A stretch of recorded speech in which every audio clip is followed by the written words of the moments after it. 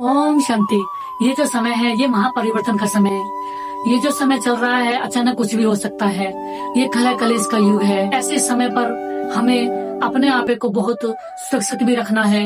ऐसा समय आए धरती से भी आग निकलेगी, तूफान भी अपना कहर दिखाएगा। ऐसे समय पर हमें बहुत सतर्क रहना है। ये जो समय है ये कलयुग का समय चल रहा है। तो ये कलह कलेश का जो युग है, प्रकृति के 5 तत्व भी अपना विकराल रूप दिखा रहे हैं। हम बहुत पाने की इच्छा में भागे जा रहे हैं, लेकिन हमें ये नहीं पता कि हमारी मंजिल कहाँ है और हमारा असली सुख कहाँ है। तो अगर हम कितने भी इच्छाएं रखें इस दुनिया में, कितना भी कुछ करें, लेकिन इच्छाएं रखते जाते हैं, इतने ही मोह पास में बनते चले जाते हैं। कुछ भी सुकून मिलने वाला नहीं है। सुकून जब मिलता है तो वो एक पिता परमात्मा की याद में ही मिलता है। अभी इस कलयुग के लास्ट के बाद फिर इस दुनिया का विनाश होगा। अभी तो इसमें ऐसे ऐसे सीनरिया भी आएंगे जिसका हम सब और आपको विश्वास भी नहीं होगा। मारा मारी होगी, लड़ाई झगड़े होंगे, देखने को मिलेंगे कि ऐसी भयानक परिस्थितियां इसमें होंगी, ऐसी इंसिडेंट होती रहेंगी जिसका हमें विश्वास भी नहीं होगा। क्यों?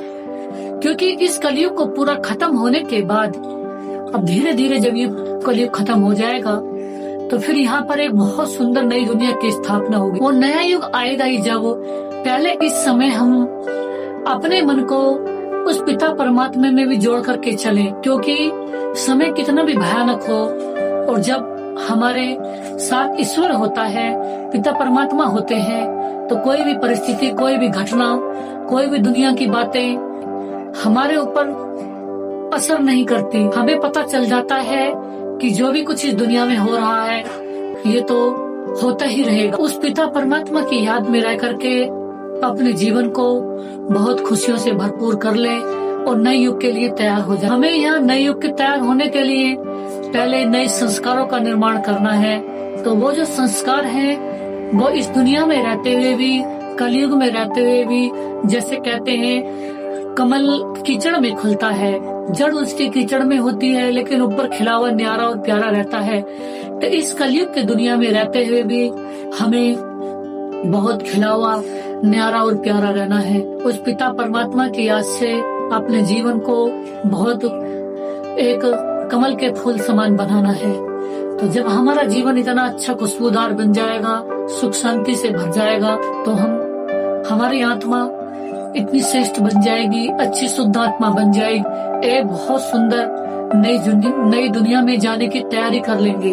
वो दुनिया कौन सी होगी? वो दुनिया होगी एक सतयुग, जहाँ सब कुछ सच के आधार पर ही होगा। यहाँ पर तो कितने साधन भी बढ़ते जा रहे हैं, सब कुछ बढ़ता जा रहा है। जितनी तरक्की हो रही है, जितने इन्वेंशन हो रहे हैं, इतनी ही यहाँ एक तबाही भी देखने को मिल रही है, एक विनाश भी देखने को मिल रहा है, इतनी ही मारामारी देखने को मिल रही है। क्यों? क्योंकि जितना भी सब कुछ इन्वेंशन हो रही है सब सुख पाने के लिए हो रही है, लेकिन जितना यहाँ इंसान सुख पाने की इच्छा कर रहे हैं, करते जा रहे हैं, इतने ही कहीं न कहीं दुख भी मिलता जा रहा है, साथ साथ दुख की भी उत्पत्ति हो रही है। तो जब तक हम उस पिता परमात्मा को याद नहीं करेंगे और इस दुनिया के बारे में पहचान नहीं पाएंगे, कितनी अच्छी होगी, कितनी सुंदर होगी, हम कितने अथाह खुश होंगे, न अंश मात्र भी दुख होगा, न अंश मात्र भी चिंता होगी, न अंश मात्र भी टेंशन होगी, न कोई रोग शोक होगा, न कोई परेशानी होगी। ऐसी दुनिया में जाने के लिए हम अपने को प्रिपेयर कर लें, पिता परमात्मा की याद में मेडिटेशन कर लें, ध्यान कर लें। दुनिया की बातों से, इस कलयुग घटनाओं से हम सेफ रहेंगे। ओम शांति।